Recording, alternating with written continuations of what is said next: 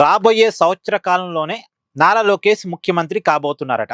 వచ్చేసారి అధికారంలోకి వస్తే పవర్ షేరింగ్‌లో భాగంగా పవన్ కళ్యాణ్‌కి కూడా ఒక 2 సంవత్సరాలు ఏమో ముఖ్యమంత్రి పదవి ఇస్తామని హామీ ఇస్తారట. దానివల్ల వచ్చే ఎన్నికల్లో కూడా గెలవటమే లక్ష్యంగా కూటమి ప్లాన్ చేసుకుంటుందట. ఇప్పటికేమో నారా లోకేష్ ముఖ్యమంత్రి, ఎన్నికల్లో తిరిగి గెలిస్తే పవన్ కళ్యాణ్‌కి కూడా ఒక 2 సంవత్సరాలు ముఖ్యమంత్రి పదవి. ఈ ప్రచారం ఎవరు చేస్తున్నారు? వైసీపీ చేస్తుంది. మరి వైసీపీకి ఏందంత ఇంట్రెస్టు? దాంట్లో ఉన్న కారణాలు ఏంటి అంటే, ఈ గందరగోళాన్ని అంటే సీఎం పదవిని మార్చబోతున్నారు, నారా లోకేష్ చేతిలో సీఎం పదవిని పెట్టబోతున్నారు అంటే జనసేన క్యాడర్కి టీడీపీ క్యాడర్కి మధ్య గొడవ వస్తుంది. ఒక కార్యకర్తలో గందరగోళం ఏర్పడింది. అదేంది పదవిని మారిస్తే పవన్ కళ్యాణ్కి ఇవ్వాలి కదా అని సహజంగా కొంత జనసేన క్యాడర్ ఫీల్ అవుతుందిగా. పెద్ద పార్టీ మాది కాబట్టి నారా లోకేష్కే ఇచ్చుకుంటారని టీడీపీ క్యాడర్ భావిస్తుందిగా. ఈ క్యాడర్కి మధ్య ఘర్షణ ఏర్పడిద్దిగా. ఇది వైసీపీ ప్లాన్. అందులో కాపుల్ని పవన్ కళ్యాణ్ దూరం చేయాలి, కూటమికి దూరం చేయాలి. ఈ ప్లాన్లో భాగంగా పవన్ కళ్యాణ్కి ఏదో అన్యాయం జరగబోతుంది అన్నదాన్ని క్రియేట్ చేయాలి. ఈ ప్రయత్నం అంతా దానికోసమే. అందుకే ఈ మధ్యకాలంలో పవన్ కళ్యాణ్ గారు కొంత అగ్రెసివ్గా మాట్లాడుతున్నారు కదా, కులాన్ని కూడా డిజైన్ చేసుకుంటూ మాట్లాడుతున్నారు కదా.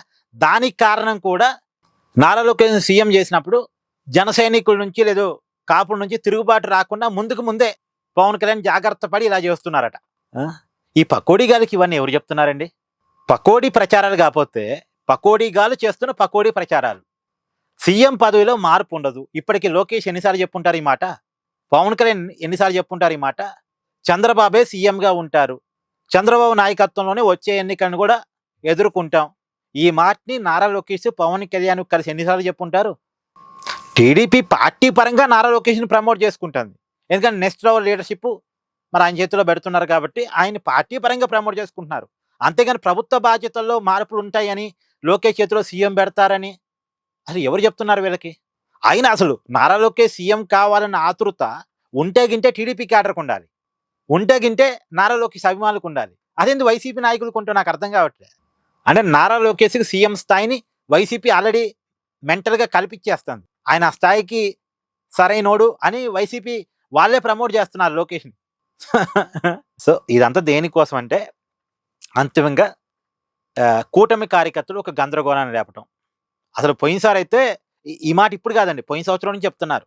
పోయిన ఉగాదికే ముహూర్తం పెట్టేశారు, చంద్రబాబు చేతిలో నుంచి లోకేష్కి సీఎం పదవిని ఇచ్చేస్తున్నారు అని చెప్పేసి పోయిన ఉగాదికి ముహూర్తం పెట్టేశారు.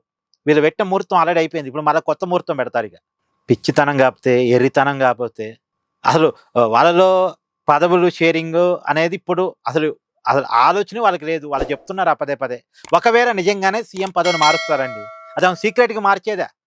ఏ జేబులో నుంచి తీసి ఎవరికి కనపడకుండా సీక్రెట్గా ఇచ్చేదా? కాదు కదా. ఓపెన్గా ప్రజల ముందే కదా పదవిని మారిస్తే, ప్రజలకు చెప్పే కదా మార్చాల్సింది, ప్రజల కళ్ళ ముందే కదా జరగాల్సింది. ప్రజలు కళ్ళ ముందే చూస్తారు ఒకళ్ళు మార్చే కాడికి వచ్చినప్పుడు. వీళ్ళ తొందర ఏంటి, వీళ్ళ ఆతృత ఏంది? అసలు వైసీపీ అనుకోవాల్సింది ఏంది? వైసీపీని అధికారంలో తెచ్చుకోవాలి, కోల్పోయినటువంటి ముఖ్యమంత్రి పదవిని జగన్ సాధించి పెట్టాలి. ఇది వైసీపీకి అనుకోవాలి. ఈ ప్రయత్నంలో వైసీపీ ఉండాలి. అంతేగాని లోకేష్ని సీఎం చేద్దామా, పవన్ కళ్యాణ్కి నారా లోకేష్ గొడవ పెడదామా, టీడీపీకి జనసేనకి గొడవ పెడదామా, కాపులకి కమ్మలకి గొడవ పెడదామా, ఇది కాదు వైసీపీ ఆలోచించాల్సింది. జగన్ ఎలా సీఎం చేసుకోవాలి, ఇది ఆలోచించుకోవాలి. ఏమంటారు? కామెంట్ చేయండి. Please do like, share and subscribe this channel.